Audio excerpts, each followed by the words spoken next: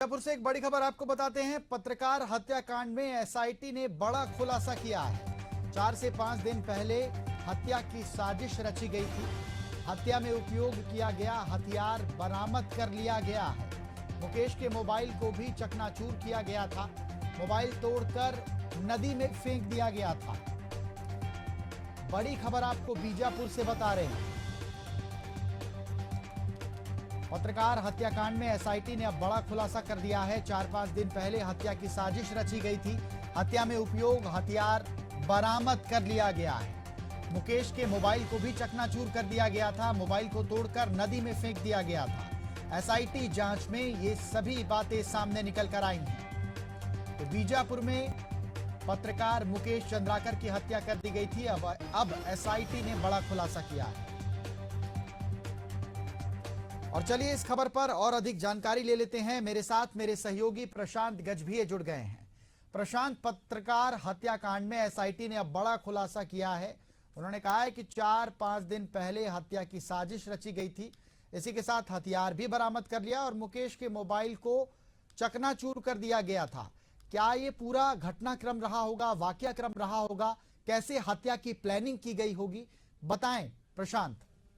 जी बिल्कुल अमनदीप, जो एसआईटी जांच कर रही है और जिस तरीके से पूरी जांच हुई है और क्या कुछ तथ्य सामने आए हैं उनको लेकर एक रिपोर्ट जो तैयार हुई है, उस रिपोर्ट में स्पष्ट खुलासा हुआ है कि जो आरोपी है, आरोपियों के बयान के आधार पर कि 4 से 5 दिन पहले ही हत्या की साजिश रची थी और उसी अनुसार जो है पूरे घटनाक्रम को अंजाम दिया गया है। जिस तरीके से हत्या की गई, हत्या करने के बाद सेप्टिक टैंक में डाला गया और सेप्टिक टैंक में डालने के बाद उसे चुनवाया गया। उसके बाद जो मोबाइल था मुकेश का, उस मोबाइल को चकनाचूर करके, 2 मोबाइल थे, दोनों ही मोबाइल को चकनाचूर कर नदी में फेंका गया। हालांकि नदी में गोताखोरों द्वारा जो है मोबाइल को पता करने के लिए, तलाश करने के लिए भेजा भी गया था, लेकिन फिलहाल अभी तक जो है मोबाइल नहीं मिल पाया है।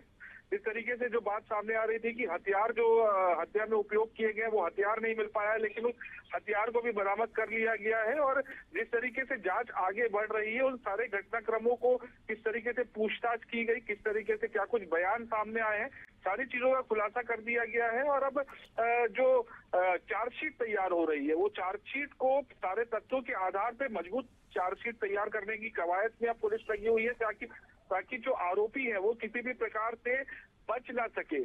और चारों ही आरोपियों को गिरफ्तार कर लिया गया और अलग अलग उनसे पूछताछ जो है एसआईटी की टीम लगातार कर रही है। जिस तरीके से न्यायालय में पेश भी किया गया था, न्यायालय में पेश करने के बाद न्यायिक रिमांड में ले लिया गया है 15 दिनों के, और उन 15 दिनों के पूछताछ में और क्या कुछ खुलासे होंगे, क्योंकि एक बड़ी रकम जो है 4 से 5 दिन पहले जो आरोपी है उसने अपने अकाउंट से निकाला था, वो किस उपयोग में लाया गया है और किस तरीके से उसका उपयोग किया गया है, और भी कोई तो इसमें शामिल नहीं है।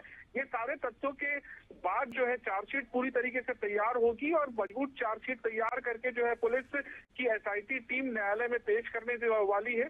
और ये दावा है कि उनका कि किसी भी प्रकार से आरोपी बच नहीं पाएंगे। इस मंथ के अंत में जो है वो चार्जशीट तैयार करने, पेश करने की बात कर रही है और पूछताछ अभी फिलहाल जारी है। जी बिल्कुल बिल्कुल प्रशांत, इस खबर पर नजर बनाए रखिएगा। चलिए, तमाम जानकारी के लिए बहुत शुक्रिया प्रशांत आपका।